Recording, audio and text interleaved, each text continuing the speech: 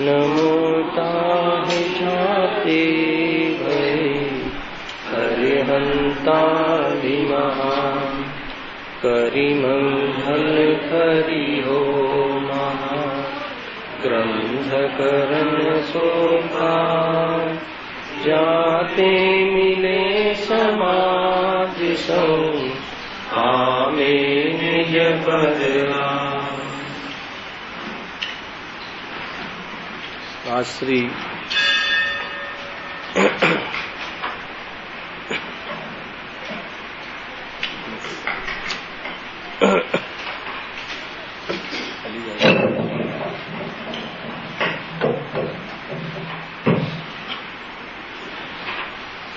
आज श्री मोक्ष मार्ग प्रकाशक ग्रंथ से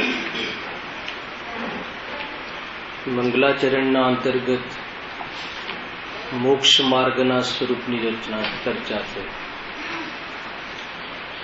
મોક્ષ માર્ગમાં પ્રચુર આનંદનું વેદન કરનાર એકમાત્ર મુનિરાજનું સામાન્ય સ્વરૂપની ચર્ચા છે। મુનિરાજમાં આચાર્ય ઉપાધ્યાય સાધુ અને ગર્ભિત કર્યા તે મુનિરાજનું સ્વરૂપ કેવું છે એની ચર્ચા પંડિતજીએ મૌલિક ભાષામાં કરી। સૌપ્રથમ મૂળ કારણ તો શુદ્ધોપયોગ કહ્યું, તેમાં એ વાત મુખ્ય કરી અંતરંગ દિશાને વિશેષ વાત અહીંયા કરી। કેવી છે અંતરંગ દિશા કે પરદ્રવ્ય પ્રભાવોથી ભિન્ન અનંત ગુણનો સ્વામી એવો શુદ્ધાત્મા એમાં અહમપણું થતા સ્વસંવેદન રૂપેનું જ્ઞાન વિશેષ પ્રસિદ્ધ થતા ઉપયોગ ત્યાં લીન રહે છે એ અંતરવસ્થા છે।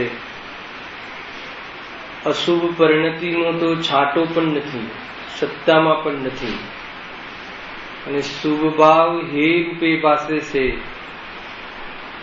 કરવા યોગ્ય નથી થતા ભાવોમાં હે પણ ભાષિત થાય છે અને શુદ્ધાત્મા હું સ્વયં છું એવી જાતિનો ઉપયોગનો પ્રયોગ, એવી જાતિની ઉપયોગની વાસ્તવમાં પરિણતિ એને મુનિ દિશા કહે છે। જેને આવી અંતરદિશા હોય છે એને બહિરંગમાં 28 મૂળગુણના પાલનનો ભાવ, 12 પ્રકારના તપો કરવાનો વિકલ્પ, 22 પરિસહ જયરૂપ એક પ્રકારથી વિશેષ તપશ્ચર્યાના આધાર ઉપર વિકલ્પ, એ સિવાય અંતિમમાં કહ્યું કે કોઈ વેળા મુનિ ધર્મને સહકારી શરીરની સ્થિતિ અર્થે યોગ્ય આહાર વિહાર આદિ ક્રિયામાં સાવધાન થાય છે। અને આ અંતરવસ્થાથી લઈને બહિરવસ્થા અંતિમ લીટી છે, પેજ નંબર 4 મુનિરાજનું સામાન્ય સ્વરૂપ છેલ્લી લીટી। કોઈ વેળા મુનિ ધર્મને સહકારી શરીરની સ્થિતિ અર્થી, મુનિ ધર્મને સહકારી એટલે કે વિતરાગી પ્રચુર આનંદ સહિતનો રહેલો આત્મા એના સંયોગમાં રહેલી જે સ્થિતિ છે, શરીરની સ્થિતિ છે, એ સ્થિતિમાં શિથિલતા ન વર્તે અર્થાત તો એવી જાતિનો વિકલ્પ તોડવા માટે બની શકે બહારમાં કોઈ આહાર વિહાર આદિની પ્રક્રિયા જોવા મળે છે, પરંતુ એ પણ પૂરેપૂરી સાવધાનીથી લખ્યું ને, સાવધાન થાય છે। સાવધાન થાય છે એટલે કે ઉદ્દિષ્ટ આહાર છે એમ ખ્યાલમાં આવે, જ્ઞાનમાં આવે તો વિકલ્પને તોડી નાખે છે। કયા બલ ઉપર? આહારનો આત્માનો અભાવ છે એ બલ ઉપર વિકલ્પનો અભાવ કરે છે। એ મુખ્ય કઈ ગુરુદેવ પ્રવચનમાં આ કથન લખ્યું છે હે ને, કઈ રીતે વિકલ્પને તોડી નાખે છે અર્થાત ઉદ્દિષ્ટ આહાર છે એમ ખ્યાલમાં આવે છતાં ભોજન લે તો કહે છે કે મિથ્યાત્વ, ત્યાં મિથ્યાત્વનું પોષણ છે। ખ્યાલમાં આવી જાય એ વાત તો જુદી, પરંતુ વિચારમાં આવી જાય કે અહીંયા આવી જાતિનું ભોજન બને એવો વિકલ્પ આવી જાય તો એ દિવસે મુનિરાજ ભોજનના ભાવથી નિવૃત્ત થઈ જાય છે।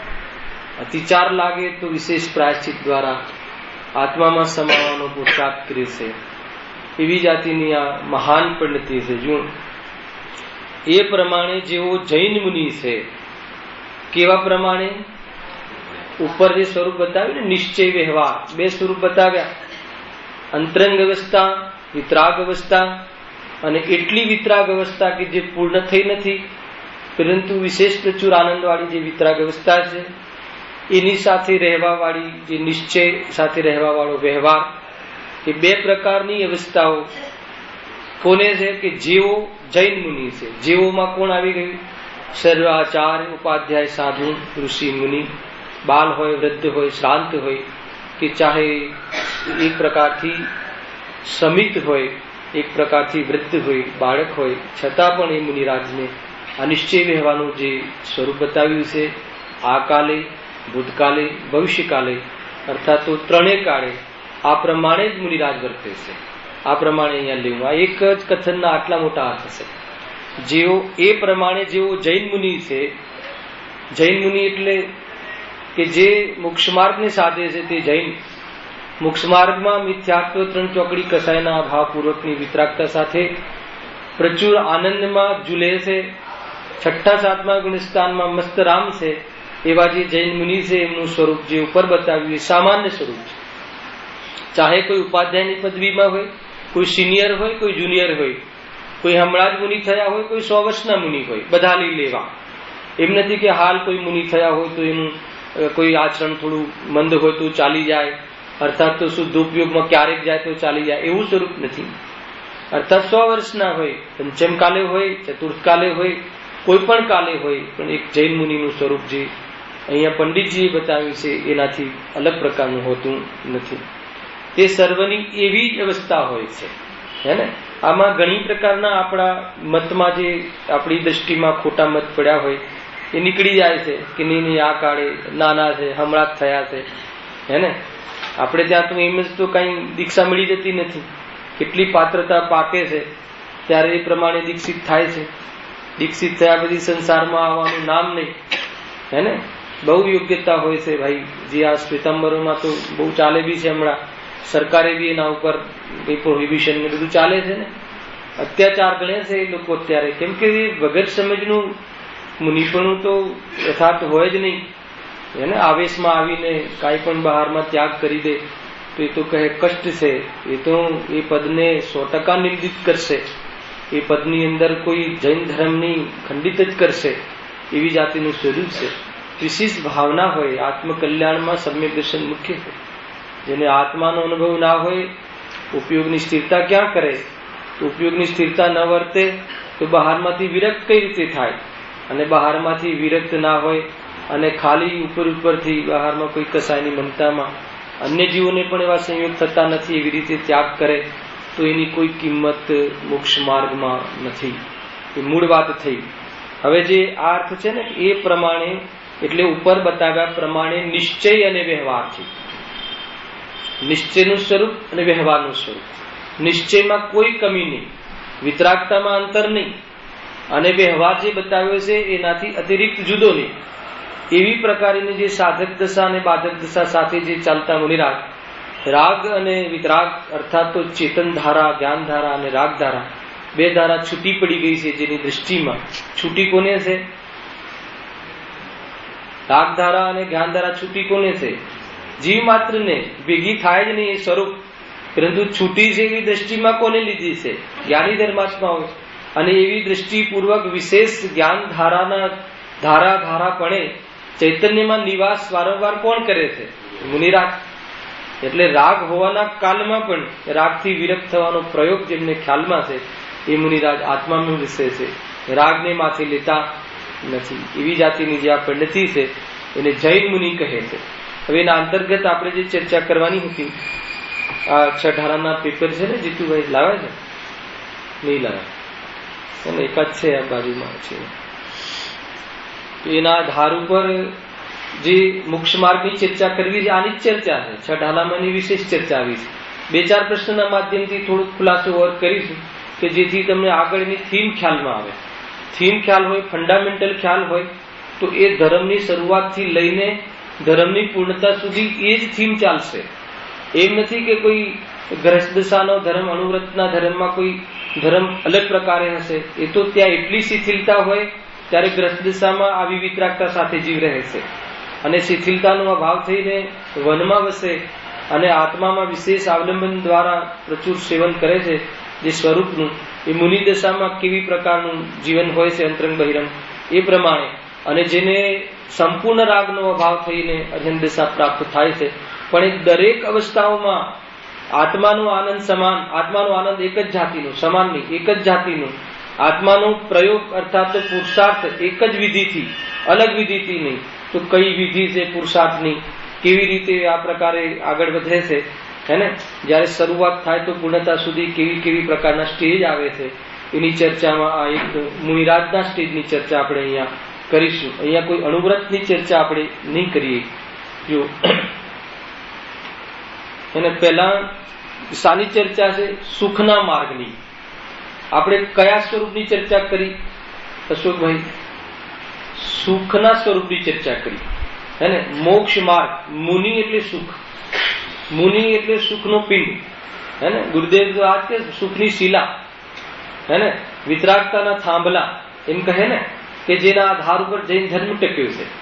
તો એ કેમ? એટલે એ સુખ, ઘણી વાર મેં કદાચ અહીંયા પણ કહ્યું હશે કે મોક્ષ કહેતા ભાવ વાસના નથી થતી, પરંતુ સુખ કહેતા હા સુખ તો જોઈએ છે, કેમ કે જીવ માત્ર સુખ માટે લોભાય છે, પરંતુ સુખની ખબર નથી.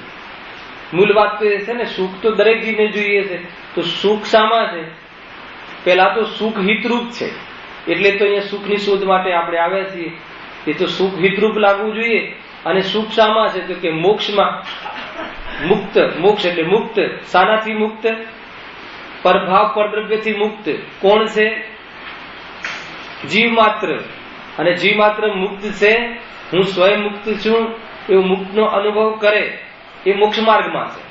બસ આટલી વિધિ સમજવા જેવી છે ભાઈ. કોઈ જગ્યાએ કોઈ ઉલટો પુરુષાર્થ કે કોઈ જગ્યાએ મહેનતે લાગી જવું કાંઈ નથી, બાકી બધું માર્ગમાં આવશે.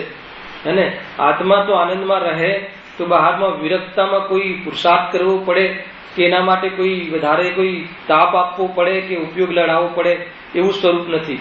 એટલે સૌપ્રથમ અહીંયા કહ્યું કે બીજા પ્રશ્નમાં સુખનું લક્ષણ શું છે, તો આકુળતા દુઃખનું લક્ષણ છે અને નિરાકુળતા સુખનું લક્ષણ છે. જ્યાં નિરાકુળતા વાસિત થાય તો એ સુખ છે, સામાન્ય કથન છે. દુઃખનું લક્ષણ આકુળતા છે. આ એક પ્રકારથી એવું પ્રોજેક્શન છે કે એ જયારે દુઃખનું લક્ષણ આકુળતા છે, સુખનું લક્ષણ નિરાકુળતા છે, તો નિરાકુળતા લક્ષણ વાળું સુખ ક્યાં મળે? તો એ કરીને આગળ એ પ્રમાણે એક પ્રશ્નથી એક પ્રશ્ન ઉત્પન્ન થાય, એ પ્રમાણે આપણે એની લેખન વિધિ કરી છે. જો તો આકુળતાનો અભાવ ક્યાં છે? આકુળતાનો અભાવ ક્યાં છે? કે મોક્ષ દશામાં. તો મોક્ષ દશાનું કારણ કોણ છે? તો કે મોક્ષ માર્ગ. એ મોક્ષ માર્ગ એટલે મુનિ સ્વરૂપ. આપણે એ સ્વરૂપની ચર્ચા કરવી છે. મોક્ષ એટલે સંપૂર્ણ વિતરાગી દશા, મોક્ષ એટલે અર્હંત દશા, સિદ્ધ દશા. ભાવ મોક્ષ મુખ્ય છે અર્હંતપણે, અને દ્રવ્ય મોક્ષ તો કહેવાનો મોક્ષ છે. અને ભાવ મોક્ષ થતા સંપૂર્ણ મોહરાગ દ્વેષનો અભાવ થઈ ગયો છે. એક પ્રકારથી એ પૂર્ણ સુખી અર્હંત પરમાત્મા, અને એના ક્રમે જે બહારના શરીર આદિને અઘાતી કર્મનો અભાવ થઈને દ્રવ્ય મોક્ષ થઈને જેવો આત્મા છે એવો અશરીરી પ્રગટ થઈ જવું, અર્હંત સિદ્ધ દશામાં આપણે ભણી પણ ગયા છીએ. તો અહીંયા શું કહે છે કે આકુળતાનો અભાવ ક્યાં છે? તો કે જીવની મોક્ષ દશામાં છે. એમ કહ્યું ને, કોની મોક્ષ દશામાં? જીવની. હું કોણ છું? જીવ છું. તો મારી દિશામાં આકુળતાનો અભાવ થઈ શકે છે. અને નાની નાની વાતોમાં પક્ષ આવવો જોઈએ. જયેશભાઈ, કોઈ બી સ્વાધ્યાયની આ પદ્ધતિ છે.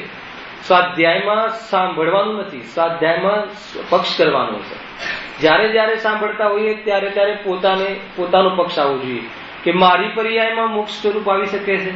આપણને અત્યાર સુધી એવું લાગે છે કે ખાલી ભગવાનની પર્યાયમાં જ મોક્ષ આવી શકે, હે ને.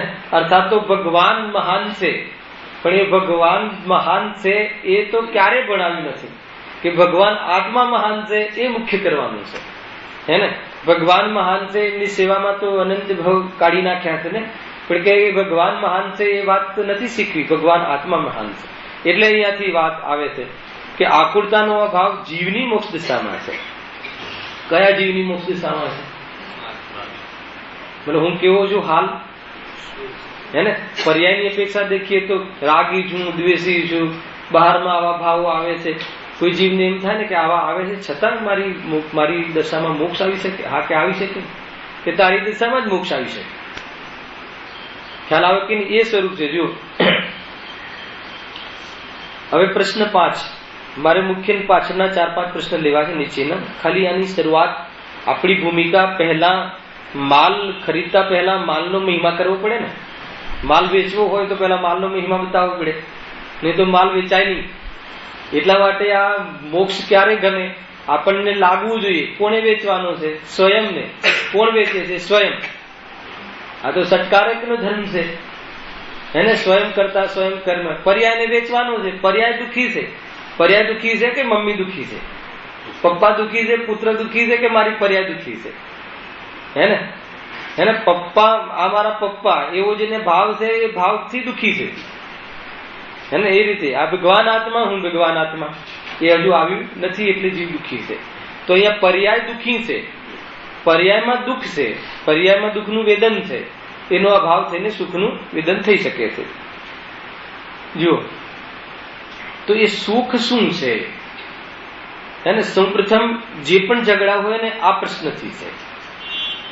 કોઈ કહે કે અમે સુખી છીએ, કોઈ કહે કે અમે સુખી છીએ, પણ દરેક જીવ પોતાને સુખી છે સિદ્ધ કરી બતાવશે. કોઈ કહે કે જો એટલી ગરમી હોય અને એર કન્ડિશન થી સુખ થાય કે ન થાય, તો તમે શું જવાબ આપશો? અમારે ત્યાં ઓફિસમાં આવા પ્રશ્નો કરે છે. બધા આવે, જાણે ને ગુરુદેવનો ફોટો લાગ્યો હોય અને જીવનની રીતનું હોય તો પૂછે કે વાત એ કાઢે. પહેલા વેપાર માટે આવ્યો હોય પણ વાત આ કાઢે, કેમ કે સ્વાભાવિક છે કે જેને જેવી રૂચિ હોય એવી વાતો જલ્દી વધારે નીકળે. તો કહે કે ભાઈ તમે સુખની વાત જે કરો છો, પણ સુખની વાત તો કર્મમાં છે. કર્મ કરીએ બહારમાં અને બધી ઉપલબ્ધિઓ થાય અને પ્રમાણેની ઉપલબ્ધિ થાય તો પછી સુખી થઈ જવાય. તો એવી જાતિની ભ્રમણા છે. તો હવે તમે એને કઈ રીતે સમજાવજો કે સુખ કઈ રીતે છે? સિદ્ધ કરવું પડશે. એને સમજાવવા નહીં, આપણને નિર્ણય હોવો જોઈએ. આપણને બી ક્યારેક તો લાગતું હશે ને એર કન્ડિશન હોય તો એમાં સુખ લાગે, તો કે એ સુખ છે. હવે એ સુખ છે આપણે એમ માનીએ છીએ. અને અહીંયા સુખ શું છે એની વ્યાખ્યા કરી. જો સહજ જ્ઞાનાનંદમયી ત્રિકાળી ધ્રુવ ભગવાન આત્મામાં ઉપયોગની એકાગ્રતા થતા જે શાંત નિરાકુલ ચેતન રસનો અનુભવ થાય છે તે સુખ છે, અથવા આત્માનુભૂતિ જ સુખ છે. હે ને? આ સુખ લાગે કોઈને? સિદ્ધ કરીએ આપણે. જો સહજ જ્ઞાનાનંદમયી ત્રિકાળી ધ્રુવ ભગવાન આત્મામાં ઉપયોગની એકાગ્રતા. સુખનો ભાવપાસન નિર્ભારતા છે. સુખનો જે અંશ છે એ સ્વાધીનતા છે. સુખનું લક્ષણ જે નિરાકુલતા છે, એ નિરાકુલતામાં વિકલ્પ રહિત જે પરિણતિ છે એનું લક્ષણ છે. તો વિકલ્પ કેમ રહે છે? વિકલ્પ એટલે રહે છે કે નિર્વિકલ્પ વસ્તુની ખબર નથી. હવે નિર્વિકલ્પ જો વસ્તુની ખબર પડે તો વિકલ્પનો અભાવ થાય. જે પણ કઈ દુઃખ છે વિકલ્પનું દુઃખ છે. બહારમાં કોઈ પગ તૂટી ગયો કે હાથ તૂટી ગયો કે બહારમાં કરોડ રૂપિયાનો જે મતલબ કે વિયોગ થયો, એ કોઈ સુખના દુઃખના કંઈ કારણ નથી. પરંતુ એમાં જે વિકલ્પ હતો, કેમ ગયા, ન જવા જોઈએ, રહેવા જોઈએ. હવે રહેવા જોઈએ, કેમ ગયા એ પ્રશ્ન કોને થાય? મારા છે અને આ સુખરૂપ છે એને આવો નિર્ણય થાય. હવે મારા છે કે નહીં એ બાબતમાં વિચારો કે તારું લક્ષણ ને એનું લક્ષણ જુદું છે. ઠીક છે, તારા છે તો તારી સાથે રહેવા જોઈએ. એવી અનેક યુક્તિ દ્વારા એ આપણા નથી. પૈસા, ધન આદિ, વેપાર આદિ, એનો નિર્ણય થવો જોઈએ. ઠીક છે, તો એ જયારે બંનેની પૃથકતા ભાસે તો ઉપયોગ ક્યાં રહે? તો કે ઉપયોગ ત્યાં નિરાકુલતાનું વેદન કરે. જો જીતુભાઈ, ઉપયોગ ક્યાંય જાય, આત્મામાં જતો રહે એવી કોઈ વ્યવસ્થા નથી. એ તો ઉપયોગ દ્રવ્યમાં ભળી જાય એવું કોઈ સ્વરૂપ નથી. પર્યાય એમ નક્કી કરીને આમ જતી રહેતી હશે એવું નથી. જ્યાં આ જ્ઞાન થાય ત્યાં પ્રત્યાખ્યાન છે, ત્યાં વિકલ્પનો ત્યાગ છે. અને જ્યાં વિકલ્પ ન રહે ત્યાં સારું વેદન છે, નિરાકુલતા. હે ને? જે બી દુઃખ છે વિકલ્પનું છે. તમને વિકલ્પ મટી જાય, આપણને વિકલ્પ પૂરો થઈ જાય એટલે સુખ લાગે છે. અહીંયા કહે છે કે વિકલ્પ પૂરો થાય જ નહીં, એ તો સંતતિ રૂપ છે. એક વિકલ્પ પૂરો થાય બીજો વિકલ્પ આવે, પૂરો થાય એટલે ન રહે તો બીજો વિકલ્પ આવે. પણ એ વિકલ્પ જ ન રહે તો સુખ છે. તો વિકલ્પ ક્યારે ન રહે? કે વસ્તુનું યથાર્થ સ્વરૂપનું ભાન હોય, ભાન માત્ર જ્ઞાન નહીં. તો આત્મા જે છે કેવો છે, એ લખ્યું ને કે સહજ જ્ઞાનાનંદમય ત્રિકાળી ત્રણે કાળે ધ્રુવ છે. ધ્રુવ છે એટલે કાયમી છે. કાયમી કેવો છે? પૂરો છે, જ્ઞાનમય છે, આનંદમય છે. તમને એમ લાગતું છે કે કથનમાં તો ખબર પડે છે, પરંતુ આ યુક્તિમાં પણ આવી શકે છે કે ભાઈ જ્ઞાન ક્યારે ધ્રુવ નથી, જ્ઞાન ક્યારે ધ્રુવ નથી, અર્થાત જ્ઞાન વગરનો આત્મા ક્યારે છે. એને હમણાં આપણે બહુ ચાલી બિલાડમાં સકલ નિરાવરણ અંશ પર્યાયમાં પણ કીધું છે. આટલું જાણવું જોઈએ મોહ છે, પૂરું જાણવું જોઈએ મોહ છે, અને પર્યાયમાં પૂરું જાણવાનો સ્વભાવ છે એવો નિર્ણય, અને એ જ્ઞાન છે. માની લો કે જ્યારે કોઈ પદાર્થ સંબંધી જ્ઞાન થતું નથી એ વખતે પણ જ્ઞાન નામની પ્રકૃતિ અથવા જ્ઞાન નામની ક્રિયા આત્મામાં છે કે નહીં, તો એ જ્ઞાન આત્માનો સ્વભાવ છે એમ પકડમાં આવી જાય તો મારે જે જાણવાની જિજ્ઞાસા છે એ તૂટી જાય. તો એ જ્ઞાનથી કોનો નિર્ણય થઈ ગયો? એ જ્ઞાયકનું. કેવા જ્ઞાયકનું? ધ્રુવ. ક્યારે ધ્રુવ રહે છે? ધ્રુવ એટલે સદાકાલ. એનો અંશ જે જ્ઞાન અંશ બી સદાકાલ જ્ઞાનમય રહે છે, એ અપેક્ષા ધ્રુવ અંશ છે, પલટાય છે, પણ પલટાય પણ કેવો ને કેવો પ્રગટ થાય છે? જ્ઞાનમય. તો જ્ઞાનમય જ છે જયારે અંશ, તો એ પદાર્થ પણ જ્ઞાનમય છે. જ્ઞાનમય કહેતા ધ્રુવત્વ ખ્યાલ આવતા બહારમાં મને વિકલ્પ રહ્યો ન રહ્યો એ સંબંધી ચિંતન, એ સંબંધી મનની ચંચલતા રહેતી નથી. જ્યારે પૂરા પરિસરમાં, પૂરા સંસારના પૂરા ગેયોની વચ્ચે, પૂરા રાગ આદિના કાલમાં અગર એ જ્ઞાનની સંધિ આ રીતે જો ઉપયોગની સૂક્ષ્મતા દ્વારા અને પોતાના કરતો જતો, સૂક્ષ્મતા દ્વારા એટલે જ્ઞાન દ્વારા, અને એમાં અપનત્વ આવતું જાય તો જે વિકલ્પ છે એ વિકલ્પ સંબંધી એને વિકલ્પ રહેતો નથી. તો વિકલ્પ આવે ને જાય એ કાલમાં મધ્યસ્થ રહે છે. તો એ રીતે એવી જાતિની ક્ષણો પ્રાપ્ત થાય છે કે વિકલ્પ જ ન હોય. એ જે છે નિરાકુલતા છે, એ નિરાકુલતાનો જે અહેસાસ છે એ વાસ્તવમાં સુખ છે. દુનિયામાં સ્થૂળ રીતે પણ જોવામાં આવે તો જે વિકલ્પ છે એ જ આકુળતા છે એ ખ્યાલમાં આવે છે. દીકરો દિલ્હીથી નીકળી ગયો છે બોમ્બે આવવા, નીકળ્યો હશે કે નહીં નીકળ્યો હોય, ગાડી ઉપડી હશે કે નહીં હોય, બેઠો હશે કે નહીં બેઠો હોય, પહોંચશે કે નહીં પહોંચે, ક્યારે પહોંચશે, પહોંચી ગયા પછી ઘરે આવી ગયા પછી વિકલ્પ હટી જાય છે. પહોંચી તો ગયો પણ બરાબર આવ્યો ને બેટા, બરાબર હતું ને. વિકલ્પ વગર તો જીવી શકતો નથી. કઈ તકલીફ પડી કે નહીં, આ વિકલ્પ, આ બધી વિકલ્પ આકુળતા છે. જ્ઞાનીને આકુળતા છે એવો ખ્યાલ આવી ગયો છે, અજ્ઞાનીને એ આકુળતા જ સુખ છે એમ ભાષિત થાય છે. લક્ષણ સમજજો. પણ એ જીવને પણ જયારે ખ્યાલ આવે છે કે આ તો આકુળતા છે, હર સમય નવા વિકલ્પો થાય છે, અને વિકલ્પ પ્રમાણે બહારમાં કાર્ય થતું દેખાતું નથી, એ પ્રમાણે વિકલ્પને અને બહારના કાર્યને પણ કઈ સંબંધ નથી, તો વિકલ્પને અને આત્માને પણ કઈ સંબંધ નથી. આત્મા જ્ઞાનમય ન જોયું એટલે વિકલ્પ, આત્મા સ્વભાવમાં ખ્યાલ આવ્યો તો એ પ્રમાણે વિકલ્પ પણ ન રહ્યો. એ રીતે નિરાકુલતા. જો ધ્રુવ ભગવાન આત્મા ઉપયોગની એકાગ્રતા થતા જે શાંત નિરાકુલ ચેતન રસનો અનુભવ થાય છે. જે શાંત છે ને, શાંત ક્યારે પડે? શાંત ત્યારે પડે કે કોઈ પણ પ્રકારનો વિકલ્પ ના, અને વિકલ્પ ક્યારે ના હોય? કે જ્યારે ઉપયોગ આત્મામાં એકાગ્ર હોય. અને ઉપયોગ આત્મામાં એકાગ્ર ક્યારે હોય? કે સ્વરૂપ એને બરાબર ભાવી ગયું હોય. તો કહે છે કે જ્યારે ઉપયોગ બહાર આવે ત્યારે, અર્થાત તો ઉપયોગ લીનતાની બહાર આવે ત્યારે પ્રગટ જ્ઞાનમાં પણ, વિકલ્પના કાલમાં પણ ક્યારે પણ એ થતું નથી. ક્યારે પણ એને શ્રદ્ધામાં સ્વીકાર કરતું નથી. શ્રદ્ધા ખંડિત થતી નથી. જ્ઞાનમાં સર્વનું જ્ઞાન થાય છે, અને સ્વરૂપ ક્યારે પણ ત્યાં લીન થવા માટે પ્રેરાતું નથી. એટલે વારંવાર ઉપયોગ મુનિરાજનો ક્યાં જાય છે? સ્વરૂપમાં જાય છે. કંઈક પ્રયોજન ભાષે, કંઈ લાભ થતો દેખાય તો ઉપયોગ ત્યાં વર્તે, પણ કઈ લાભ તો એને થતો દેખાતો નથી, એટલે ઉપયોગ ત્યાં રહેતો નથી. વાત આટલી જ છે સુખની. આપણે તો નિશ્ચય માર્ગ ને વ્યવહાર માર્ગની ચર્ચા કરવી છે. હા, તો જીવને હિતરૂપ શું છે અને તેના માટે શું કરવું જોઈએ? તો જીવને હિતરૂપ નિરાકુળ પૂર્ણ મોક્ષ દશા છે, અને તે માટે જીવે મોક્ષ માર્ગમાં લાગવું જોઈએ. અહીંયાથી આપણે જે ચલાવવું છે ચાલુ થાય છે કે ભાઈ આપણે જે પહેલા બતાવ્યું કે આ સુખ ક્યાં પ્રાપ્ત થાય? કે જીવની પર્યાયને પ્રાપ્ત થાય. જીવની પર્યાયમાં કઈ રીતે પ્રાપ્ત થાય? તો કહે સ્વરૂપમાં એકાગ્ર તેની પ્રાપ્ત થવાય. તો સ્વરૂપમાં એકાગ્ર જે થવું છે એ પૂર્ણ એકાગ્રનું નામ મોક્ષ છે. એ મોક્ષ પહેલા શું પ્રાપ્ત થાય? તો કે મોક્ષ માર્ગ પ્રાપ્ત થાય. હવે મોક્ષ માર્ગ જે છે એ શું છે એની ચર્ચા હવે કરીશું. જો હા, મોક્ષ માર્ગ જે બતાવવામાં આવે છે એ કેટલા પ્રકારના છે, અર્થાત તો સુખ કેટલા પ્રકારે પ્રાપ્ત થાય? રાકેશભાઈ, સુખ કેટલા પ્રકારે પ્રાપ્ત થાય? એક જ પ્રકારે પ્રાપ્ત થાય. તો મોક્ષ માર્ગ બે શું કામ કહ્યા છે? ખ્યાલ આવે ને પ્રશ્ન ત્યાંથી. એક વ્યવહાર મોક્ષ માર્ગ અને એક નિશ્ચય મોક્ષ માર્ગ. તો શું મોક્ષ માર્ગ બે છે કે નિશ્ચય મોક્ષ માર્ગ જ હોય છે? એ મોક્ષ માર્ગમાં કેટલો વ્યવહાર ઉભો છે એ બતાવવા માંગે છે. તો કે વ્યવહાર કેમ ઉભો છે?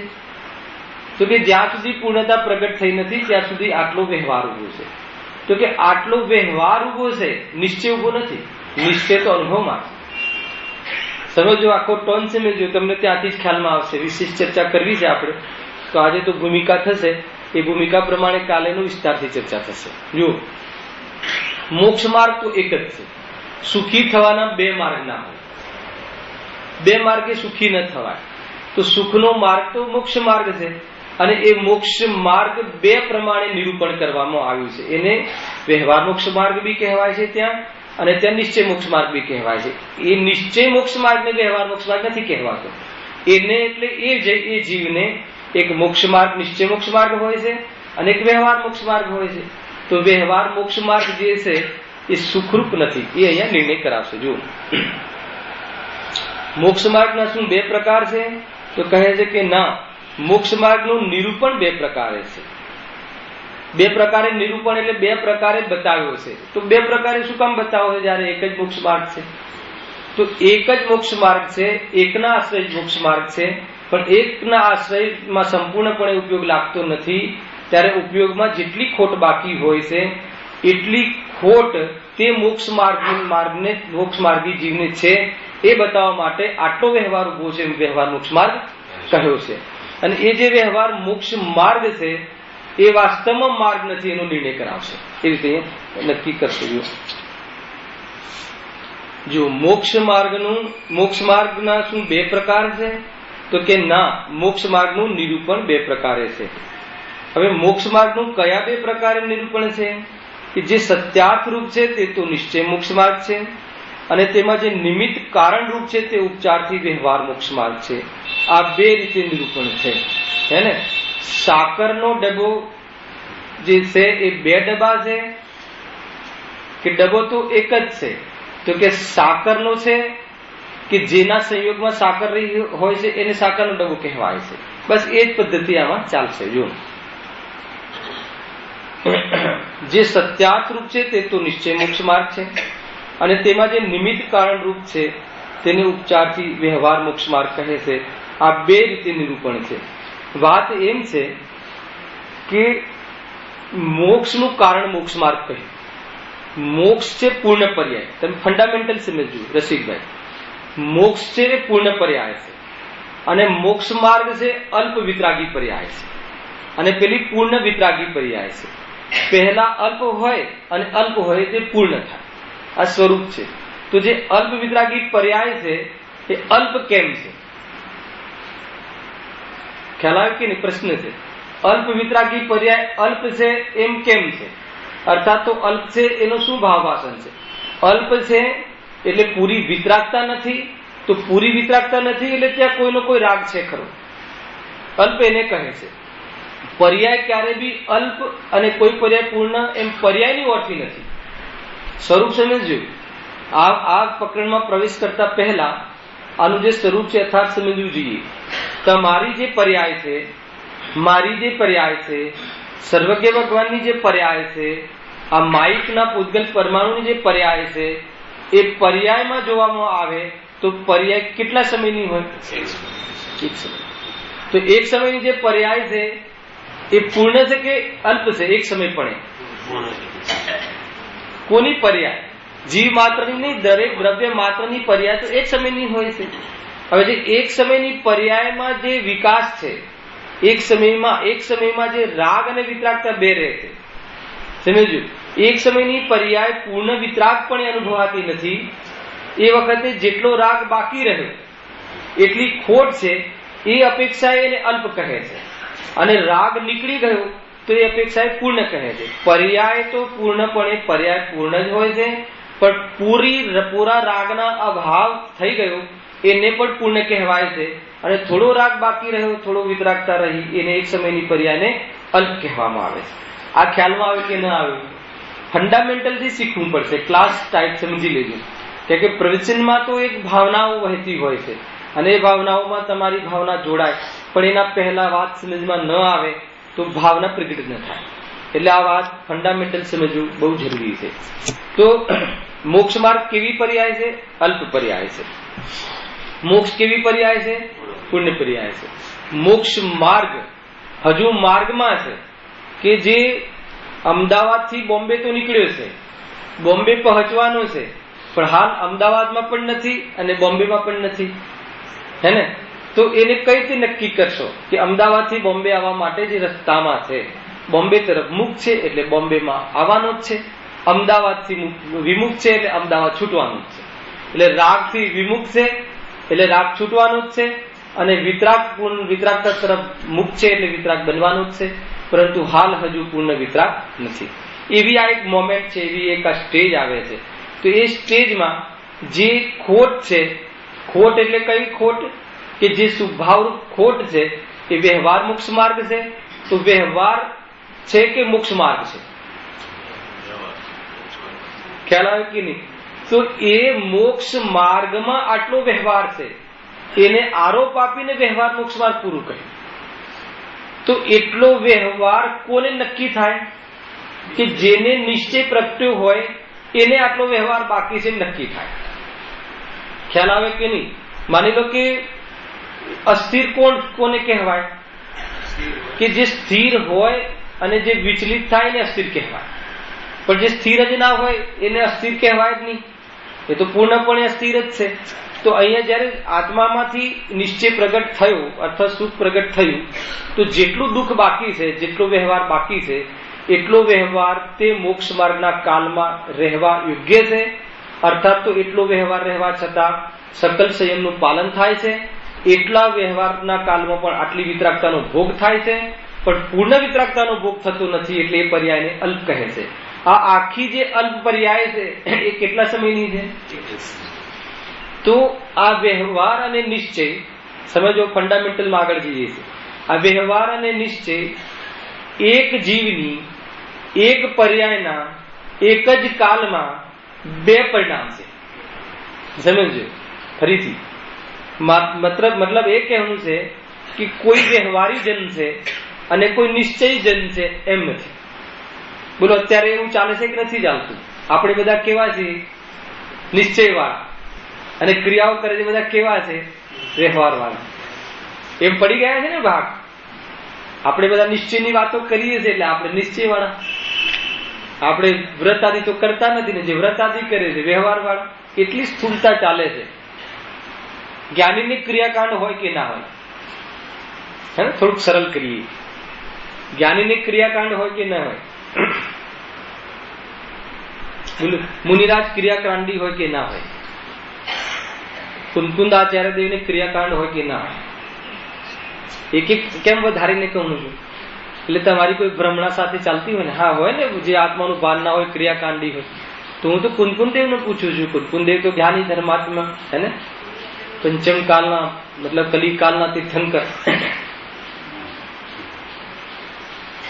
આપણે જે સ્વાધ્યાય કરીએ છીએ ક્રિયાકાંડ છે કે નહીં? વ્રત ક્રિયાકાંડ છે કે નહીં? યશુભાઈ બતાવી દો. વ્રત તો ક્રિયાકાંડ છે ને, અને સ્વાધ્યાય ચેતનની ક્રિયા છે કે જડની ક્રિયા છે? અને વ્રત? અચ્છા, સ્વાધ્યાય નો ભાવ આશ્રવ છે કે સંવર છે? હમણાં ચાલ્યું તમારે. અને વ્રત કરવાનો ભાવ તો કેવી રીતે આપણે ભાગ પાડી દીધા કે આપણે સ્વાધ્યાય કરીએ છીએ એટલે આપણે નિશ્ચય વાળા? ખ્યાલ આવે કે નહીં? મુનિરાજોને પણ આજે વ્રતાદી છે હે, હા, શું કેવું? સ્વભાવના લક્ષી જે સ્વાધ્યાય કરે સ્વભાવ. અચ્છા, એટલે તમે ખરેખર ડેફિનેશન કહો છો કે લોકો આવું માને છે એમ કહો? ખ્યાલ આવે કે નહીં?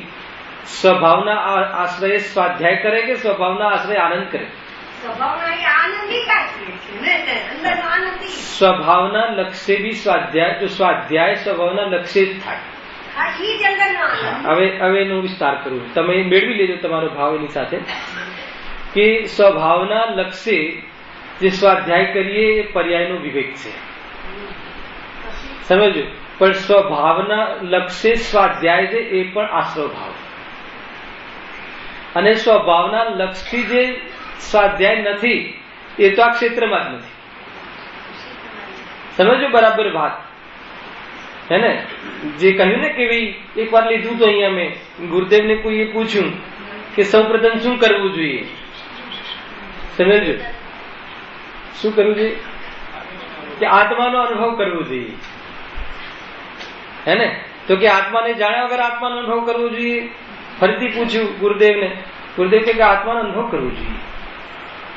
ત્રીજી વાર પૂછ્યું કે પણ પ્રભુ પહેલા અમારે જે આત્માનો અનુભવ કરવો છે એ આત્માના વિશે જાણવું તો પડશે ને? તો ગુરુદેવના બધી ગાથાઓ ખબર નહીં હોય કે આત્માના અનુભવ પહેલા આત્માને જાણવું જોઈએ. પણ એ વ્યક્તિને કહ્યું કે નહીં, આત્માનો અનુભવ કરવો જોઈએ. ખ્યાલ આવે કે નહીં? કેમ એવું કહ્યું હશે? મેં બહુ વિચાર કરી જયેશભાઈ. તો ખ્યાલ આવે કે એ જીવ જ્યાંથી પૂછે છે ને કે જો અમે તો અભ્યાસ કરીએ છીએ, અમે તો બધું આ વાંચીએ છીએ, તો અમે આત્માનો અનુભવ માટે દાવેદાર છીએ કે નહીં? તો કે નહીં, એ આત્માના લક્ષ્ય નથી, એ તો અમે સ્વાધ્યાય કરીએ છીએ, સ્વાધ્યાયના લક્ષ્ય સ્વાધ્યાય છે. એક બીજું બેનશ્રીનું કથન અથવા ગુરુદેવનું મળે છે કે ભાઈ પૂર્ણતાના લક્ષ્ય શરૂઆત કરવી જોઈએ. બેનશ્રીનું છે ને કથન. તો પૂર્ણતાના લક્ષ્ય, પૂર્ણતાના એટલે પર્યાયમાં પૂર્ણતા પ્રાપ્ત કરવી છે એ લક્ષ્ય, અને બીજું હું પૂર્ણ છું એ લક્ષ્ય. બે અર્થ નીકળે છે એના.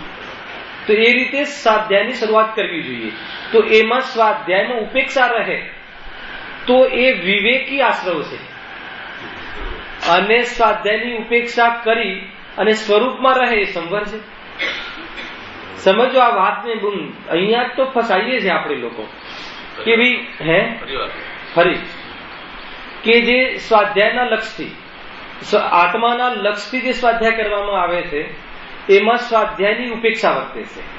એ પર્યાયના વિવેક રૂપ આશ્રય છે, શુભભાવ છે, અને એ ઉપેક્ષા પૂર્વક આત્મામાં ઉપયોગ, આત્મામાં અનુભૂતિ કરે છે એ સંવર છે. પરંતુ માની લો કે ચલો આપણી વાત જવા દો, આપણે કુંદકુંદ આચાર્ય દેવને અહીંયા ભાકરીએ. કુંદકુંદ આચાર્ય દેવને જે પ્રવચન સાર શું ચાલે, પ્રવચન સાર કે સમયસાર લખવાનો જે ભાવ આવ્યો એ આત્માના લક્ષ્ય આવ્યો હશે કે પર લક્ષ્ય આવ્યો હશે? બોલો બેન, આત્માના લક્ષ્ય આવ્યો હશે. બરાબર, તમારી વાત સાચી, આત્માના લક્ષ્ય આવ્યો હશે. અને એ નહીં, સાંભળો, હું એક એક પ્રશ્ન કરીશ, તમારા જે અંદરની ભ્રમણા તૂટી જશે. આત્માના લક્ષ્ય જ કરે જ્ઞાની તો, પરંતુ એ આત્માના લક્ષ્ય કરેલો જે પ્રવચન સારનું લક્ષ થવા વાળો ભાવ આચાર્ય દેવ એ પરલક્ષ નો માનતા હશે કે સ્વલક્ષ નો માનતા હશે? આખી જીનવાની ઉલટાઈ જશે. એ વખતે હું પરલક્ષમાં છું એમ સાંભળો, કોઈ વાત નહીં, સારી વાત છે, તમે એને શાંતિથી સમજો, બહુ જ શાંત ચિત્તે સમજશો, બહુ નિષ્પક્ષ સમજશો. તમે આ વાત કહી દીધી છે એટલે ખોટી ના હોય એવો પક્ષ સાઈડમાં રાખીને સમજશો તો આ વાત તરત પહોંચાશે. એવું કાંઈ નથી, આ તો સમજવામાં કાંઈ ભૂલ આવી જાય. અને ઘણી વાર જીવ પછી કેમ સમજી શકે કે નહીં, હું તો આમ જ સમજતો હતો. આપણે આમ જ સમજીએ છીએ, એનાથી જીનવાણી નિર્ભર નથી. જીનવાણીમાં આપણી સમજની અપેક્ષા નથી. જીનવાણીમાં શું કહે છે એ સમજવું કે પ્રવચન સાર કહેવા સમયે આચાર્ય દેવનો ઉપયોગ આત્મામાં છે કે બહાર છે? બહાર છે. તો જે પ્રક્રિયા કોઈ પણ હોય, પ્રવચન સાર લખવાની હોય, ભગવાનના ભક્તિની હોય કે ભોજનની હોય, એ નાથી માયને નથી. સંવર તત્વ બહાર છે એ આશ્રય તત્વ છે. હવે પ્રવચનમાં બહાર આવ્યા તો એમાં આત્માનું જ લક્ષ છે. એનો શું અર્થ? કે એનો અર્થ એ છે કે એમને કોઈ માનની અપેક્ષા નથી, એમાં પુણ્યની અપેક્ષા નથી, એનાથી કોઈ સંસારમાં હું મહાન મુનિ છું એ અપેક્ષા નથી. એ અપેક્ષા એ સ્વલક્ષ. સમજજો એક એક બીજી કોઈ અપેક્ષા નથી, એ અપેક્ષા આત્મલક્ષ. આત્મામાં રહેવાતું નથી એટલે આત્મખ્યાતિ ટીકા અમૃતચંદ્ર આચાર્ય રચી કે આત્મામાં રહેવાતું નથી એટલે આત્માના બારામાં શું વિશેષ વાત છે એ સમજીને હું આત્મામાં જઈશ. આત્મામાં જશે ત્યારે એ આત્માના લક્ષ્ય કહેવાશે. આત્મામાં જો જશે જ નહીં તો એ આત્માના લક્ષ્ય પર કહેવાશે નહીં.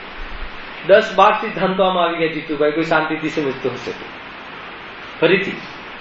ફરીથી લઈએ ને અશોકભાઈ, ફરીથી માની લો કે જે જયારે મુનિરાજ કુંતલાચાર્ય બહાર છે, બહાર એટલે ઉપયોગ બહાર ક્યાં છે?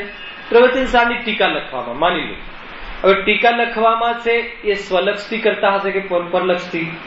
તો આપણે અભિપ્રાયની અપેક્ષાએ તો કહ્યું કે સ્વલક્ષથી જ કરે છે. હવે સ્વલક્ષથી કરે છે તો સ્વલક્ષથી કરે છે એનો અર્થ શું? કે એ જે કોઈ બહારમાં આવ્યા છે એ કોઈ આપણા માટે આવ્યા નથી કે મારી પાસે આટલી સભા આવી છે તો મારે કઈ કહેવું પડશે એટલે આ લખે છે. એટલા માટે એ પરલક્ષી નથી, સ્વલક્ષ માટે કરે છે. સમજજો. પછી એમને કોઈ હું પ્રવચન સાર લખીને જઈશ તો દુનિયા મને મહાસમર્થ છે મુનિરાજ કહેશે, એવી કોઈ માન કસાય માટે આ લખતા નથી એટલે સ્વલક્ષે છે. અને એ સ્વલક્ષે આ કાર્ય કરે છે એટલે સ્વમાં જવા માટે. પણ આ બહાર જે આવ્યા છે એ ભાવને એ મુનિરાજ પરલક્ષ માનતા હશે કે સ્વલક્ષ માનતા હશે? ખ્યાલ આવ્યા કે નહીં? મતલબ પરલક્ષ એટલે લક્ષ પરમાં છે કે બહારમાં, અંદરમાં છે? પરમાં છે. તો એ ભાવને એ પરમાં આવ્યો છું એમ માને છે અને એમ માને છે એટલે તો નિવૃત્ત થાય છે. અને જો એમ ન માનતા હોય તો નિવૃત્ત ક્યાંથી થતા? ખ્યાલમાં આવે કે નહીં? એક વાર પહેલા બી અહીંયા કહ્યું હતું કે બહાર ક્યાં આવે છે એનાથી સંબંધ નથી ધર્મને. તમે એમ કહો કે ભાઈ અમે તો સર્વજ્ઞની સેવામાં આવ્યા છીએ, અમે તો આત્માની વાત સાંભળવામાં આવ્યા છીએ. ગુરુદેવ કહે તેથી શું? આત્મામાં તો નથી ને. ખ્યાલ આવે કે નહીં? બસ મૂળ વાત આ છે. તેથી શું? અમે દુકાન થોડી ચલાવીએ છીએ ગુરુદેવ, અમે કઈ થોડી બહારમાં કોઈ પાપમાં આચરીએ છીએ, અમે તો સરસ આત્માની વાત સાંભળવા આવ્યા છીએ. 40 વર્ષથી સોનગઢ જઈએ છીએ. ગુરુદેવ કે તેથી શું? તેથી શું નિહાલ થઈ ગયા? એને સોનગઢ શું 40 વખત 400 વખત અનંત વખત ક્યાં જઈ આવ્યો? સંમિશ્રણમાં જઈએ. તેથી શું? ખ્યાલ આવે કે નહીં? બહાર રહ્યો સજા છે. સમજો થોડું. સ્વલક્ષ્ય કરે છે એનો અર્થ કે કોઈ કોઈ અન્ય અપેક્ષાએ કરે છે એમ નથી. એનું નામ સ્વલક્ષ. અને સ્વલક્ષ ક્યારે કહેવાશે? એ મૂળ પોઈન્ટ. જ્યારે સ્વમાં જશે ત્યારે સ્વલક્ષનો આરોપ આવશે. અને સ્વમાં કોણ જાય છે વારંવાર? મુનિરાજ. અને સ્વમાં કોણ જવાનું પુરુષાર્થ કરે છે? જ્ઞાની ધર્માત્મા. તો એને આ સ્વલક્ષ્ય કહેવાય. પણ જ્યારે જે સ્વમાં જતો જ નથી અને એ કહે કે હું સ્વલક્ષ્ય કરું છું, એવો જે વિકલ્પ છે એ પરલક્ષ છે. અને એવો વિકલ્પની અંદરમાં એ જે વિકલ્પ આવ્યો છે એનો અંદરમાં ઊંડે મહિમા છે. અને આખિરકાર તો એને કસાય ગમી છે કે જુઓ હું તો પરલક્ષથી કરું છું, લૂંટાઈ ગયો. ખ્યાલ આવ્યો કે નહીં? બહારમાં 5 ઇન્દ્રિયોના વિષયમાં લૂંટાય એ તો પ્રત્યક્ષમાં ખ્યાલ આવે છે, પણ અહીંયા કસાયની મનતામાં લૂંટાય છે એ પણ ખ્યાલ નથી આવતો. અંતે તો જીવ લૂંટાય છે. અંતે તો એની આનંદની પરિણતિ પ્રગટ થતી નથી, નિર્વિકલ્પ થતું નથી. એવી જાતિના પૂર્વમાં વિકલ્પ આવે ખરા, પરંતુ એનાથી આત્માનુભૂતિ નથી. ફરીથી સમજજો ભાઈ સ્વરૂપને. ખ્યાલ આવે છે બેન? સમજજો. ના આવે તો પ્રશ્ન કરજો. હે ને? આપણે કોઈ વિષય પૂરો કરવો એવું તો છે નહીં કે વિષય તો એક જ છે શુદ્ધાત્માનો. હે ને? આપણો પ્રશ્ન એમ થયો કે ભાઈ અમે આત્માના લક્ષ્ય જે કાર્ય કરીએ છીએ એ કાર્ય ને આશ્રવ કહેવું કે નહીં? આખો વ્યવહાર માર્ગ ઉભો છે. આત્માના લક્ષ્ય જે વિકલ્પ આવે છે એ વિકલ્પ વ્યવહાર છે એવો જેને નિશ્ચય નથી હોતો એને આત્માનું લક્ષ્ય હોતું નથી. કથનોમાં આત્માનું લક્ષ્ય છે, એ કથનથી ધર્મ મનાવે છે, એને આત્મા પ્રાપ્ત થતું નથી. જો ફસાવાના માર્ગ કેટલા છે જઈશું. ખ્યાલ આવે છે કે નહીં? સમજવા જેવું છે. આમાં આપણા બધાની દશા એવી છે એમ પકડીને સમજજો. એ તો એમને તો પ્રશ્ન કર્યો અને સભામાં પ્રશ્ન કરવાનું ગજુ પણ જોઈએ એને એવું નથી કે બેને પ્રશ્ન કર્યો છે તો એમને એમ માન્યતા હશે, કોઈ વિશેષ જાણવા પણ પ્રશ્ન કરે છે તો એ રીતે આવી બધી પદ્ધતિ તો આપણે બધાની પાસે છે. બોલો, આપણે બધા આ પ્રવચન જે સાંભળી રહ્યા છીએ આત્માના લક્ષ્ય સાંભળીએ છીએ કે પરના લક્ષ્ય સાંભળીએ? શું નિર્ણય છે? નક્કી કરો હોય તો પ્રયોગ જ કરવા પડે. આ પ્રવચન સાંભળીએ છીએ, પરલક્ષનો અર્થ ખબર છે? પરલક્ષનો અર્થ એક જ થાય છે, પુણ્ય માટે, સંસાર માટે. હવે કહો, આપણે પ્રવચન સાંભળીએ છીએ આત્માના લક્ષ્ય કરીએ છીએ કે પરના લક્ષ્ય કરીએ? સમજ્યું? આત્માના લક્ષ્ય સ્વાધ્યાય કરવો જોઈએ એવું આપણે સમજી રહ્યા છીએ. એ આત્માના લક્ષ્ય સમજી રહ્યા, આત્મા માટે સમજી રહ્યા છે કે પુણ્ય માટે સમજી રહ્યા છે? ગજબની વાત છે ભાઈ. સમજો, એવો જે ભાવ ગમે છે, અરે જ્ઞાની ધર્માત્મા એ ભાવને આશ્રમ માને છે અને આપણે એ ભાવને સ્વલક્ષણ માનીએ છીએ. તો ઊંડે ઊંડે પણ, અણસમજમાં પણ એ કસાયનો મોહ છે, એ કસાય ગમે છે. તો કસાય ગમે છે એ જે માનો કે તમે અત્યારે સાંભળી રહ્યા છો, અરે આત્માના લક્ષ્ય સાંભળી રહ્યા છો, એ ભાવનું ફળ શું છે? અને એ આશ્રમ છે એમ ન માને એ ભાવનું ફળ શું છે? નિગોધ. સમજો બેન, સમજવા જેવું છે. અને એ ભાવ જે આવ્યા છે, આશ્રમ છે, એ કોને આવે છે? જ્ઞાનીઓને આવે છે. અને એ આશ્રમ છે એવો નિર્ણય કોને છે? જ્ઞાનીને છે. અને એવો નિર્ણય છે એટલે શું થાય છે? એનું લક્ષ છૂટે છે. એનું લક્ષ છૂટે છે એને શું કહેવાય? સ્વલક્ષ કહેવાય. અને સ્વલક્ષમાં જે જાય છે એને એવો જે ઉપાય કર્યો થયો, એને આજે બધું થયું, એના પર ઉપચાર આવે કે આ હેતુ છે અને સ્વલક્ષ માટે એ પ્રવચનસાર લખ્યો. ખ્યાલ આવ્યો કે નહીં? વિધિ આટલી છે. એ તો ખાલી આરોપ માત્ર આવે છે 28 મૂળગુણ પર ને વ્રતો ઉપર. તો મુનિરાજને જે વ્રતોના ભાવ આવે છે, બેને બતાવો કયો ભાવ છે? આશ્રય ભાવ છે કે સંવર ભાવ છે? જે વ્રત કરે છે એ સ્વલક્ષ્ય કરે છે કે પરલક્ષ્ય કરે છે? બતાવો.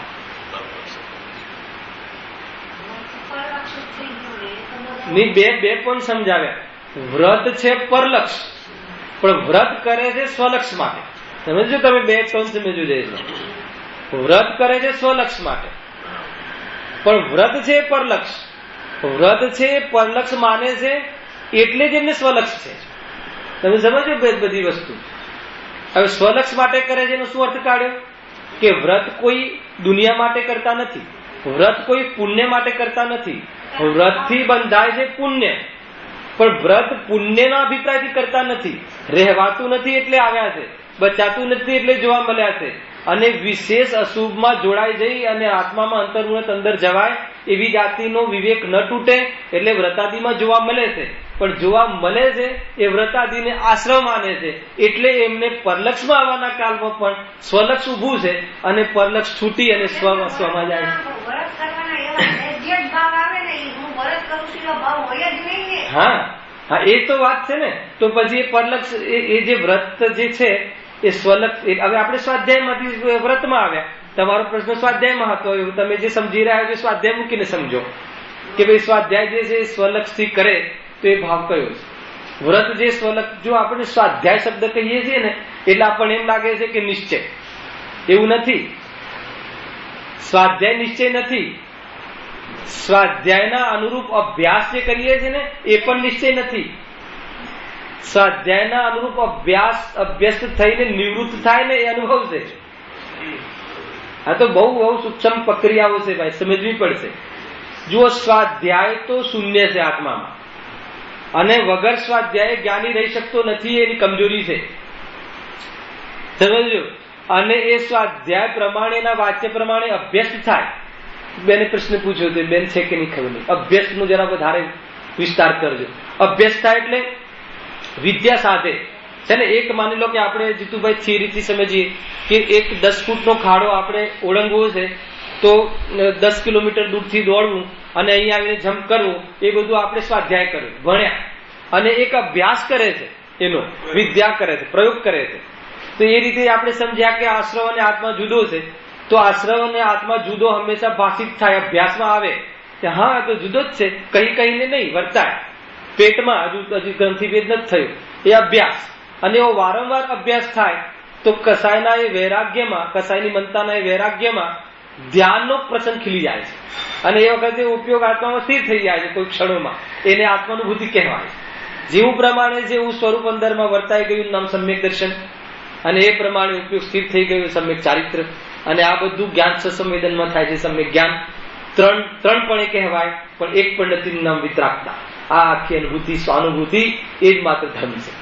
ખ્યાલમાં આવ્યું કે ન આવ્યો તો કાલ રવિવાર બાકી છે, ખ્યાલ આવે કે નહીં, સમજવા જેવું છે ભાઈ. વસ્તુ એ જ લેવી છે મારે. આ તો હું ભૂમિકા તમને સમજાઈ રહ્યો છું કે આ પેપર એકદમ નવું આવી જાય, તમને એમ થાય કે શું થયું, એટલે થોડી કે પ્રવેશ માટે હે ને. પણ આ એક પોઈન્ટ સમજાઈ જાય તો આનંદ આવી જાય કે ભાઈ, ગુરુદેવે ત્યાં એમ કહ્યું ને કે ભાઈ, તો કોઈ કહે કે આત્મા પહેલા જાણવું જોઈએ કે નહીં, તો કે આત્માનો અનુભવ કરવો જોઈએ. તો કે આત્માના લક્ષ્ય અભ્યાસ કરવો એટલે શું? કે અભ્યાસ આત્માના લક્ષ્ય સ્વાધ્યાય કરવો એટલે કે જેને સ્વાધ્યાય ગૌણ રહે એનું નામ આત્માના લક્ષ્ય. સમજો, આ બહુ મોટો રોગ ચાલી રહ્યો છે. બીજી વખત સ્વાધ્યાય જેને ગૌણ રહે એને આત્માનું લક્ષ્ય, આત્માના લક્ષ્ય સ્વાધ્યાય કહેવાય છે. ફરીથી, સ્વાધ્યાય જેને ગૌણ રહે, નિષેધની ગૌણ રહે, એને આત્માના લક્ષ્ય સ્વાધ્યાય કહેવાય છે. હવે સ્વાધ્યાય ગૌણ એટલે સ્વાધ્યાય કરવા માટે સ્વાધ્યાય કરતા નથી. સ્વાધ્યાયમાં જે કહ્યું છે એ પ્રમાણે હું છું એનો ભાવ આવતો જાય, એને સ્વાધ્યાય ગૌણ રહે. જેને એનો ભાવ આવતો નથી એને સ્વાધ્યાયનું અભિમાન આવે છે, અને જેને આવા અભ્યાસમાં રસ આવે છે એને સ્વાધ્યાય ઘણું જોવા મળે છે તો પણ સ્વાધ્યાય ઉપેક્ષા પડે વર્તે છે. કેટલી બધી વાતો કહી, બરાબર ઉપયોગ સૂક્ષ્મ રાખવો પડશે. ફરીથી, સ્વાધ્યાયના આત્માના લક્ષ્ય સ્વાધ્યાય, સ્વરૂપના લક્ષ્ય સ્વાધ્યાય, જેને સ્વાધ્યાય ગૌણ છે એને આત્માના લક્ષ્ય સ્વાધ્યાય છે, અને જેને આત્માના લક્ષ્ય સ્વાધ્યાય છે એને સ્વાધ્યાય ગૌણ છે. એટલે શું? કે સ્વાધ્યાય મેં આટલો કર્યો એવા અભિમાન જેને બટી ગયા છે, અને સ્વાધ્યાયમાં મારી વાત આવી છે, એ હું છું એવો અંદરમાં અભ્યાસ રહે, એને સ્વાધ્યાય ગૌણ છે. અને જેને આવું સ્વાધ્યાય ગૌણ છે એને સ્વાધ્યાય ઘણું છે. કોઈ જગ્યાએ સ્વચ્છંદ નહીં, સ્વાધ્યાય ઘણું છે એમાં સ્વાધ્યાય ગૌણ છે, એમાં એ સ્વાધ્યાયનું જે વાક્ય છે એમાં એને વર્તાય છે. હા, એટલે મેં સ્વાધ્યાય કર્યું, હું આનાથી અલગ, અમે 2 કલાક સ્વાધ્યાય કરીએ, અમે 4 કલાક કરીએ, ગુરુદેવના કહેવા પ્રમાણે 4 કલાક સંસ્કાર પાડીએ છીએ, આ બધું જીરો થઈ જાય, રહે નહીં. બધું હોય પણ એનો મહિમા ના આવે. એને શું કહેવાય? સ્વલક્ષ. પણ આ જે સ્વલક્ષ જે કાર્ય થઈ રહ્યું છે એ સંવર કહેવાય કે ના કહેવાય? એને પાણી છૂટી જાય, પસીના છૂટી જાય.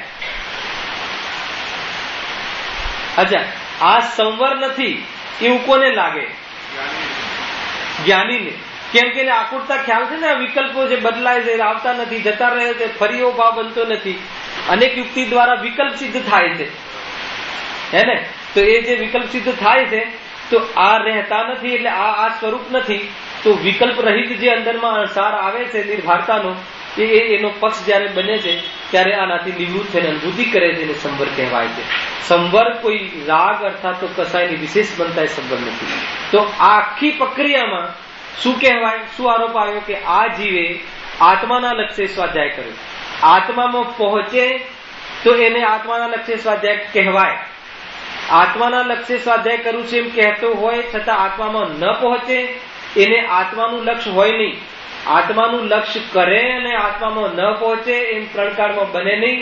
બેન્સને કહ્યું છે કે જો આત્માના લક્ષ્ય અગર જો સ્વાધ્યાય કરે અને આત્મામાં ન પહોંચે એમ બને નહીં, હેને? અગર જો એમ થાય, ન પહોંચે તો શું થાય? 14 બ્રહ્માંડ ને પડે. હા હા હા, કેવું સ્વરૂપ છે જો. ભાવ એ છે, કથન મને ખ્યાલ નથી પણ ભાવ આ છે, વાંચેલા છે, ભાવ કથન યાદ રહેતા નથી. ખ્યાલમાં આવ્યો કે નહીં? તો મતલબ શ્રેય ક્યારે આત્માના લક્ષ્ય અમે સ્વાધ્યાય કરીએ છીએ એને તો મતલબ કે સંવર કહેવાય કે ન કહેવાય?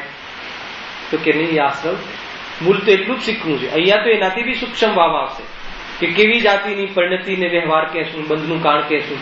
અને છટાળામાં તમે હમણાં જ ભણી ગયા કે એને તો પાપ પરિણામ કહી દીધા. અને 3 દિવસ પહેલા ગયા શનિવારે સાંભળ્યું હતું. પાપ પરિણામ એટલે સ્વરૂપથી પતિત કરાવે છે. જે પાપ, જે હિંસા જૂઠ ચોરી વાળા પાપ નહીં, સ્વરૂપથી પતિત કરાવે એ પાપ પતિતા હે ને. એ પર્યાય સ્વામી આત્મા નથી, સ્વામી બને એ તો અજ્ઞાની. સ્વામી બનતો નથી છતાં લક્ષ થયું છે એટલે સ્વરૂપથી પતિત થાય. બોલો આપણે પ્રવચન સાંભળીએ છીએ સ્વલક્ષથી સાંભળીએ છીએ કે ફલક્ષથી સાંભળીએ છીએ? નિર્ણય કરાવો આજે. બોલો સ્વલક્ષથી સાંભળીએ છીએ કે ફલક્ષથી? મેં ભાવભાષણ કરાવ્યું ને કે સ્વલક્ષમાં તો આત્માનુભૂતિ અને પરલક્ષ એટલે કે પુણ્યની રુચિ. તમને એમ લાગશે અમને પુણ્યની રુચિ છે, તો કે આ સ્વાધ્યાય સ્વલક્ષથી કરીએ છીએ એને સ્વરૂપ માનવું, સંવર માનવું, એમાં પુણ્યની રુચિ છે, ધર્મ નથી. અને સ્વાધ્યાય વગર બચાતું નથી, આટલો રાગ આવ્યા વગર રહેતો નથી. એ પર્યાયનો વિવેક છે અને પર્યાયનો વિવેક યથાર્થ છે અને એમાં જે વાચ્ય છે એ હું છું એવું અંદરમાં વર્તાય છે એટલે આની ઉપેક્ષા રહે છે. બોલો આની ઉપેક્ષા રહે છે એને કહે છે કે સ્વલક્ષથી કરી. ગજબ છે ભાઈ, પૂરી થીમ સમજજો. એનું નામ સ્વલક્ષ. સ્વલક્ષથી સ્વાધ્યાય કરવાનો અર્થ એ છે કે જે સ્વલક્ષ જે કરે છે, સ્વનો પક્ષ અને લક્ષ ઉપયોગીમાં સ્થિર થાય છે, ત્યારે જે બહારમાં જે પૂર્વમાં સ્વાધ્યાય કર્યું એના પર આરોપ આવે છે અને વર્તમાનમાં પૂર્ણતા થઈ નથી, તો એ જ અલ્પ પર્યાયમાં ખોટ છે. વાસ્તવિક વ્યવહાર તો એ છે, એ આપણો કાલનો વિષય છે. પૂર્વનો જે વ્યવહાર છે તો આરોપ માત્ર, પણ એ વખતે પણ જ્યારે અંદરમાં લીન હોય છે એ વખતે સાચા વ્યવહારનો જન્મ થાય છે. મારે એ રહસ્ય કાલે ખુલવું છે, એનું આપણે કાલે વિસ્તારથી ચર્ચા કરીશું કે નિશ્ચય વ્યવહાર જીવની પર્યાયમાં, એક સમયની પર્યાયમાં એક સાથે ઉત્પન્ન થાય છે. ખ્યાલ આવે કે નહીં? પહેલા વ્યવહાર કે પહેલા નિશ્ચય? એ બધા ઘણા જે પ્રશ્ન છે એ આપણે સિદ્ધ કરીશું. ફરક એટલો છે કે આ વ્યવહાર છે, આત્મા નથી એવું જે જાણે છે એટલે એને નિશ્ચયનો રસ છે, એટલે એને નિશ્ચયની અનુભૂતિ છે. એટલા માટે એ વ્યવહાર પણ સ્વલક્ષ્ય કહેવાશે, પરંતુ એ વ્યવહાર છે પરલક્ષ. એમ કોણ માને છે? જ્ઞાની. અને એમ માને છે એટલે નિશ્ચયનું પ્રોટેક્શન છે, એમ માને છે એટલે નિશ્ચયની રક્ષા છે. અને જે નિશ્ચયની રક્ષા છે એ તો વિતરાગતા છે. ખ્યાલ આવે કે નહીં? અને એની રક્ષા થઈ એટલે આનંદ આવ્યો, અંદરમાં ગયા તો આ બધી વાડ બાંધી વ્યવહારની, એને શું કહેવાય? વ્યવહાર મોક્ષમાં. ત્યારે એને સ્વલક્ષથી કર્યું એમ કહેવાય. અને અંદરમાં ન જાય તો એ વાડે ના કહેવાય, સ્વલક્ષે ના કહેવાય. એવી અનેક આની જે થીમ છે એ કાલે આને વિસ્તારથી આપણે ચર્ચા કરીશું. કોઈ પ્રોબ્લેમ નથી પ્રશ્ન પૂછવો હંમેશા, પરંતુ તે પ્રશ્નમાં એના કાઉન્ટર પ્રશ્ન હું જે કરું એના પ્રમાણે તમારી ભ્રાંતિ તૂટશે. ગેરંટી છે કે એક પૂરું પ્રવચન થશે એમાં તમારા મનમાં ઉઠતા પ્રશ્નના જવાબ આવી જશે. ખ્યાલ આવે કે કેમ કે મને એટલો ખ્યાલ આવે છે કે જીવને કયા પ્રશ્ન ઉઠી શકે, અને એ પ્રમાણે મેં પેપરની તૈયારી પણ કરી છે. વાંચજો જીતુભાઈ, વાંચ્યું હશે તમે વિસ્તારથી. એના જે 70-80 પ્રશ્ન છે એમાં ઘણું સમાધાન થઈ આવ્યું છે. આપણે 4-5 પ્રશ્નની અહીંયા ચર્ચા કરીશું કાલના પીરિયડના દરમિયાન, પછી આપણા વિષય આગળ ચાલે.